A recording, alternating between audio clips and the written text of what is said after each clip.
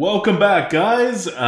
This is the Grinning Goat Lightforge Arena tier list card valuation stream for Darkmoon Faire. I'm on with them. This is Merps. Let's talk about Demon Hunter. We're finally in the class cards. Class cards are usually where you see some of the nuttiest, crazy effects because Blizzard says it's fine if only a class gets a completely broken card. So, Claw Machine. So I'm going to start every class with Claw Machine just to tell you where Claw Machine is relative to their top cards, right? Because remember, Claw Machine in neutral was a 230. And what neutral is, our neutral score is we just average all the classes together. So that means there's going to be classes where Claw Machine is below and Claw Machine is higher than 230. And Demon Hunter, obviously, Claw Machine is below a 230. Demon Hunters want to go faster than Claw Machines usually let them go. So for Demon Hunter, Claw Machine is a 207. Now, it's still the top card, in a top neutral card in Demon Hunter, because our next up was Carnival Clown, and Carnival Clown is even slower than Claw Machine. So 207 is where the neutrals kind of top out. The number one card in Demon Hunter, the old card, is Hulking Overfiend, which I think should surprise nobody because it's a kind of ridiculous card. And it is a 339. What? Oh my god. It's really good. It is very good. And if you think about it, it's better than the 282 card, which is Cycle of Hatred, which is better than the 242 card, which is Qualifying Warlord. So this is really just showing how good things are. Like, the problem with just having like a 1 out of a 1 to 5 score and giving everything a 4.5 is it's hard to see exactly how good things are relative to each other. This is one of the things that we always try to do whenever we have these scores, which is a point is a point is a point. So the difference in goodness here, right? It's like, if you just say, well, a Yeti is a 3, and then Hulking Overfiend is a 5, and another card like a Sea Giant is also a 5. Well, no, there's actually a huge difference between a Sea Giant and a Hulking Overfiend, and you want to be able to capture that. Yeah, Yeti's a 94 here, by the way. Demon Hunters are just very aggressive. Okay, so the number one card in the new expansion comes in as the 4th highest rated Demon Hunter card that will be in this rotation. It's an epic card. It is Expendable Performers. Expendable Performers is a 7-mana card spell, and it is summon 7/1/1 Illidari with Rush. If they all die this turn, summon 7 more. If you don't summon 7, only the remaining ones need to die. So it's not that if you don't summon 7, you'll never get the secondary trigger. You will just get it if you can kill all the ones that are on the board. Now, that means this is up to 14 damage distributed however you want. On top of that, I don't know, there's probably less than 14 damage distributed however you want. But it also means if you don't end up using up all of your rush on the second wave, it'll still stay as 1/1 minions. It's just like way too flexible of a card. Yeah, this thing is just really freaking good.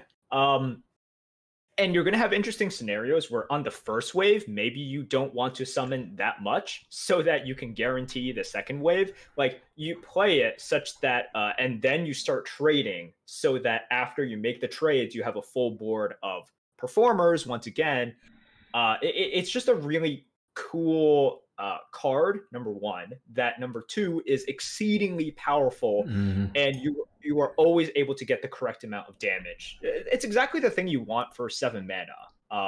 So that's why it's so high at a 214. Yep. Again, it's barely higher than a Claw Machine. So when we say it's not like broken, right? Like, you already have cards that are Qualifying Warlord like 30 points higher, or Cycle of Hatred that's 70 points higher, and then the Hulking Overfiend that is 1,000,000 points higher, right? Like, it's just a really good card for Demon Hunter. Next up, we have a common card. This is the card that you'll probably see a lot more because it's common and not epic. So you'll be offered it a lot more, and you're going to take it every freaking time. It is Dreadlord's Bite. It is a fiery war axe, and if it is outcast, you deal 1 damage to all enemies. That is like a arcane explosion plus an extra damage to the enemy's face, which matters because you're Demon Hunter. You're always pressuring your enemy, your opponent's face, and it's otherwise a fiery war axe. Yeah, look, it's got that Ravaging Ghoul effect, right? But only enemies. Yeah. But like turn 3, you're doing that 1 damage AoE, and yes, it is only to all minions. But you also have to outcast it. Otherwise, you just have like an Eaglehorn Bow, and we all know Eaglehorn Bow is pretty good, especially for classes that try to trend towards the aggressive side. So a really solid card, even when you don't trigger the outcast, and when you trigger the outcast, it's just brokenly good. Yep. And yeah, it's really good. I don't know what else to say about it. Next, we go all the way down to 148. This is like where Smug Senior is, below Proto Drake. Above Steward of Scrolls, above Fishy Flyer. Like, it's a premium card, a little below Chaos Nova. It is Insatiable Fellhound. 3 mana, 2/5 taunt, which is already pretty good, and a demon. Corrupt, gain +1/+1 at lifesteal. Yeah. Look, this is helped out by the fact that it is pretty good on curve. So 2/5 with taunt is already really nice. And then when you corrupt it, it's really good because you're gaining lifesteal, and you get that, like, it's a 3 mana Fen Creeper as well. If you're thinking, why isn't it like a 200? Once again, it's the corrupt effect, where you really want to play it on turn 3, where it can just be really good. And then if you're playing a 4 mana thing, and then you're playing this on 5 mana, so you're seeing kind of the corrupt effect and why saving it isn't always that great. So most of the time, if you have this on turn 3, just play it on turn 3. Yeah. It's really freaking good during that turn. You don't want to be saving this. And then later on, if you're drawing it, and then you're playing something bigger first, and then you're playing this, well, then on 8 and 9 mana, that effect is not as big as you probably think it is. Yep. I think it's quite nice, right? It's taunt and lifesteal. You always like synergistic things. So especially with a Demon Hunter, where your health total really matters. I really like this corrupt effect. But I agree, on turn 3, if you have it, like, it's a really good 3-drop. Just like let it go. But later on in the game, it's still a really good card. A 3/6 taunt lifesteal demon for Demon Hunter. 150 is really high. Like, it's higher than Onyx Mage Scribe. It's higher than Steward of Scrolls. Like, I don't know. You're not going to get a lot of cards higher than this, right? There's like a handful of neutral cards higher than this. It is good. Okay. Going down.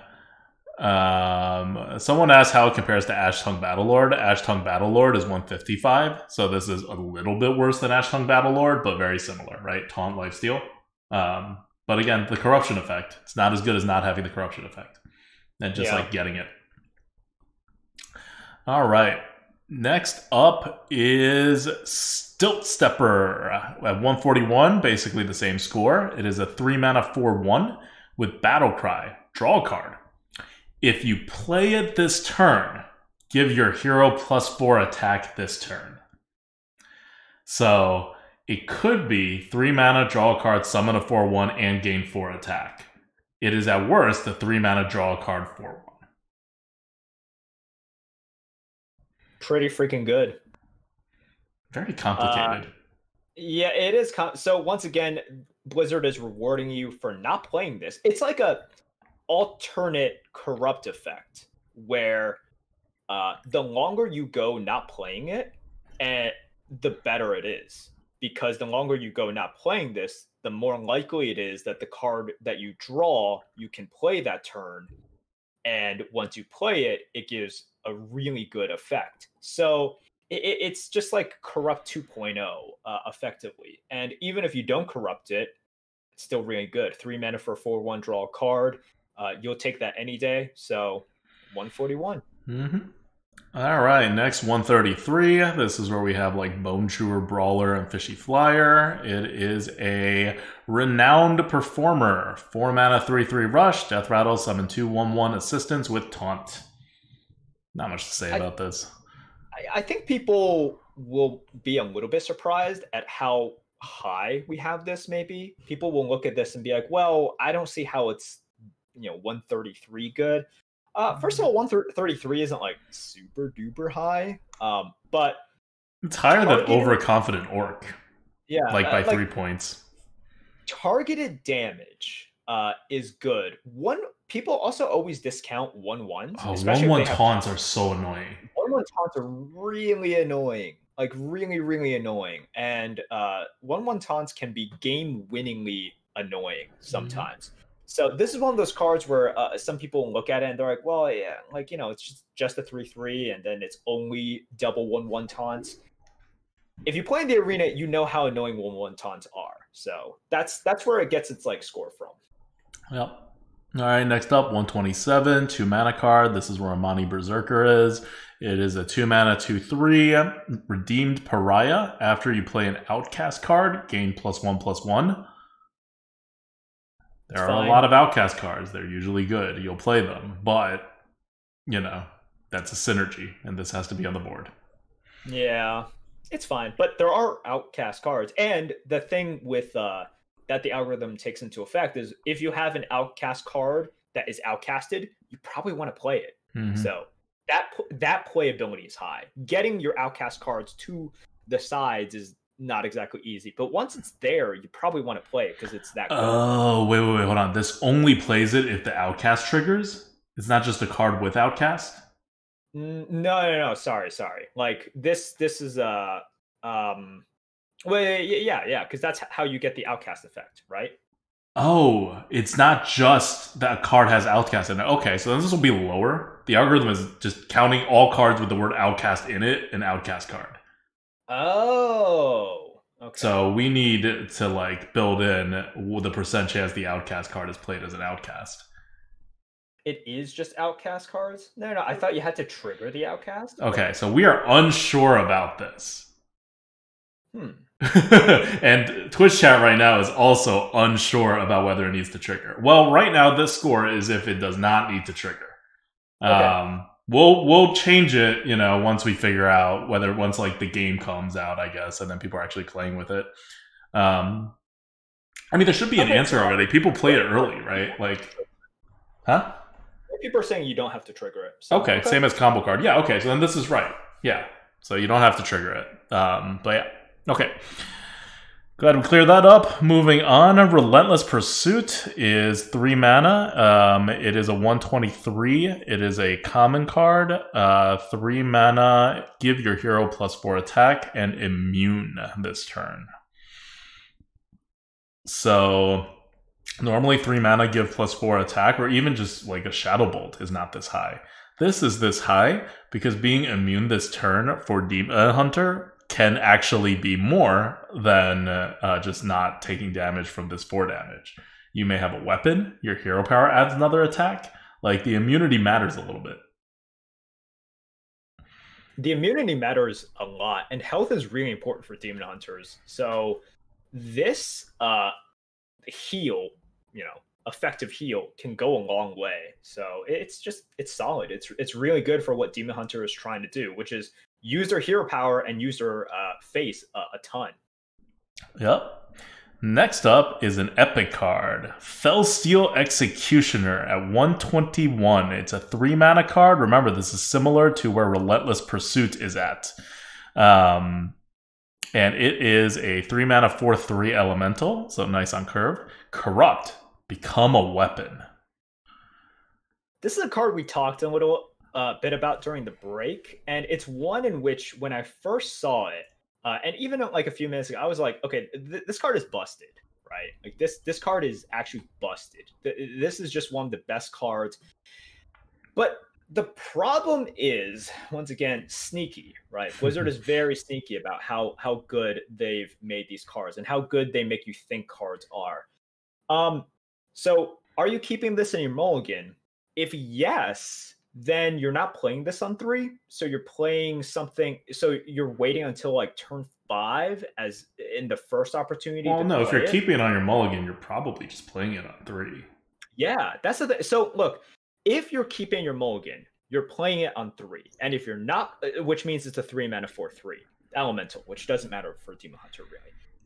And if you're keeping it and you're not playing it on 3, then that means you have to play 4 mana, and then on 5 mana you can play a 4/3 weapon and still hero power, maybe play like a 2-drop or a 1-drop if you have it. And if you're not keeping it, then okay, it's going to come into your hand at some point, and then later on mana doesn't matter as much. And once again, even though it's like a 4/3, you're like, oh man, it's got 3 charges.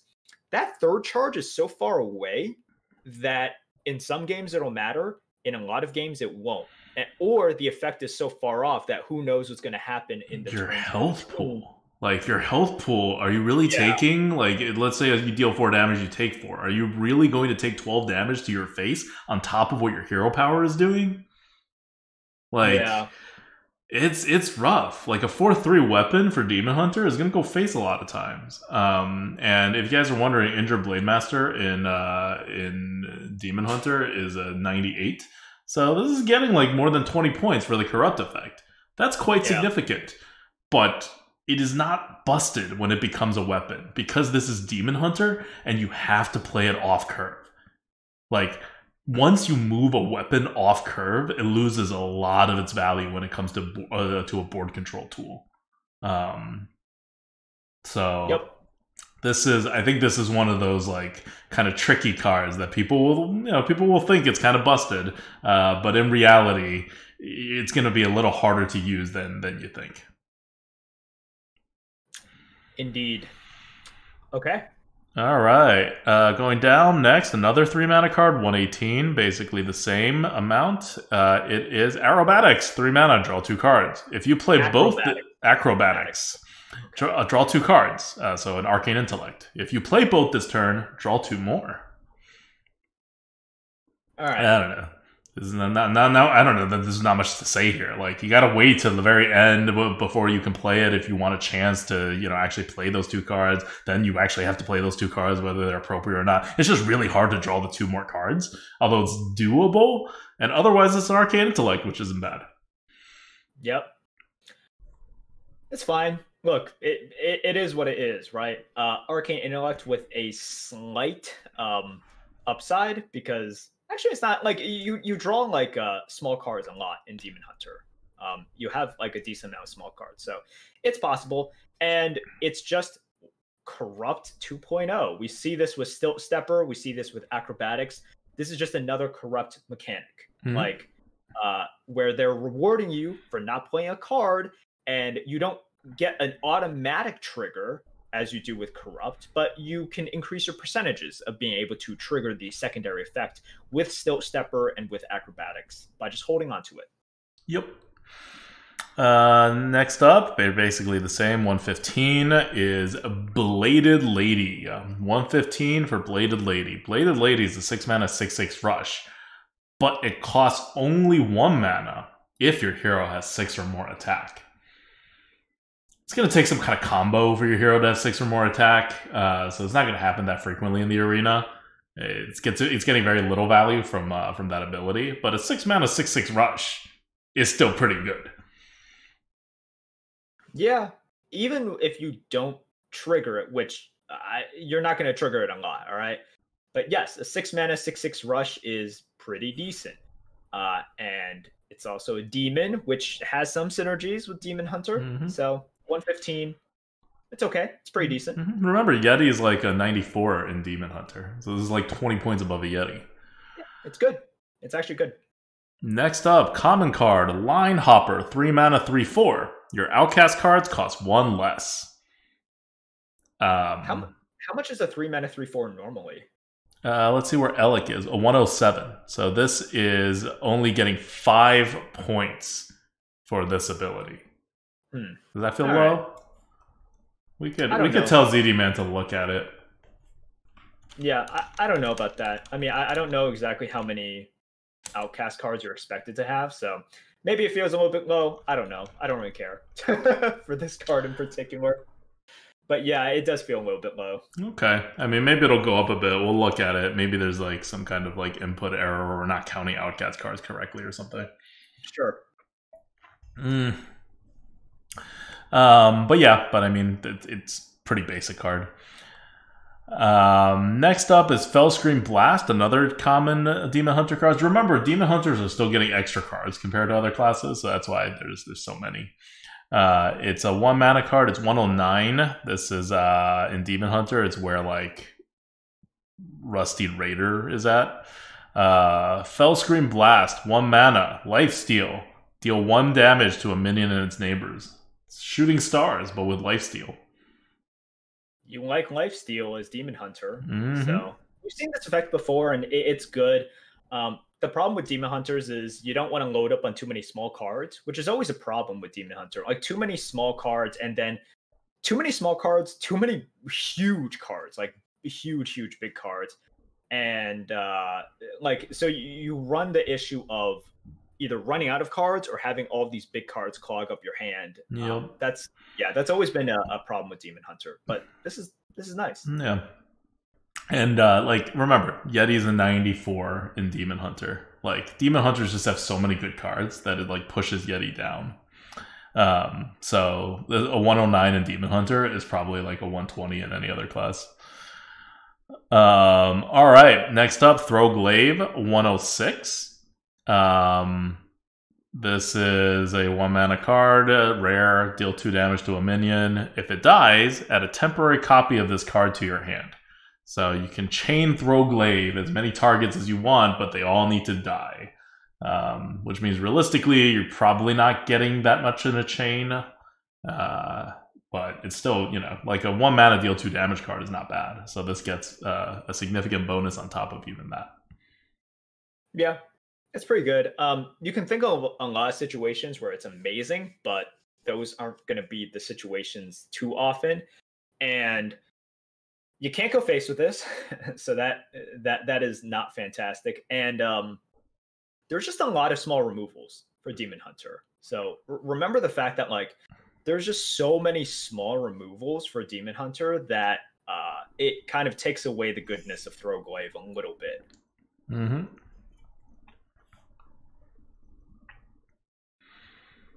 All right. Are there bad Demon Hunter cards, or are we done? Was that the worst Demon Hunter card in this set? Oh my god. That was the worst Demon Hunter card in this freaking set. A 106. Yeah. And there were like, I don't know, 10, 12 cards. I don't know how many cards Demon Hunter's got. But oh my god. Alright. So, as you can see, Demon Hunter's made out pretty well in this set. I mean, you're going to hear this a lot. A lot of classes made out pretty well. But this is quite good, right? Like, if 106 is your worst card, that means all of your cards are good. And they added a lot of cards. All worth drafting. Like, easily worth drafting. Yeah. And the good cards, one is a common Dreadlord's Bite. Right? So you get another 200 rated card to add to your collection. Like, this is a pretty nice haul for Demon Hunter. If you're looking at how a Demon Hunter plays in this expansion, it's no different than how a Demon Hunter would normally play. Like, all of these cards are very normal Demon Hunter-y cards that do Demon Hunter-y things. Some are big, some are small. They all fit this theme of getting a little bonus if you wait, which is going to be the theme for every single class in this expansion. And they're all just kind of good, normal cards. Yep. Okay.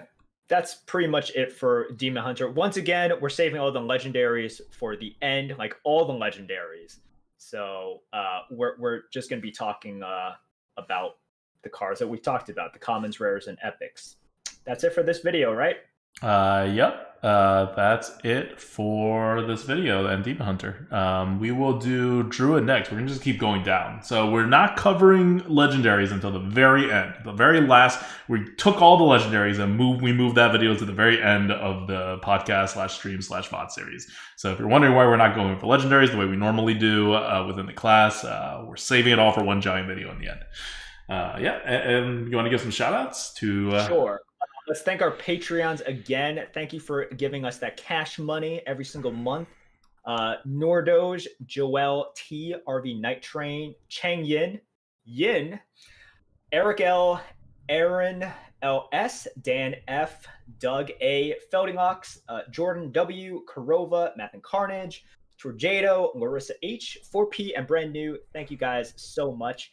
And we gave a shout out during a break, but big shout out to ZD Man's wife. I will call her ZD Woman. All right, because she really has to put up a lot since Adulta really steals ZD Man away for a prolonged period of time during every expansion.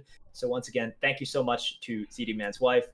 We appreciate you and your angelic patience. So and ZD Man updated us just now. I'm looking at my my Google Hangouts. Line Hopper that we were talking about before, that 3 mana 3/4 with outcast, was updated and is now a 115. So it gained 3 points. Oh. Okay. I mean, that's something, right? Because it used to be like 5 points above Elic. Now it's 8 points above Elic, and Elic has a positive ability, even if it's just a tiny positive ability. And okay, that's it. We're gonna talk about Druid next. Until the next video. This is Adwicta. Bye.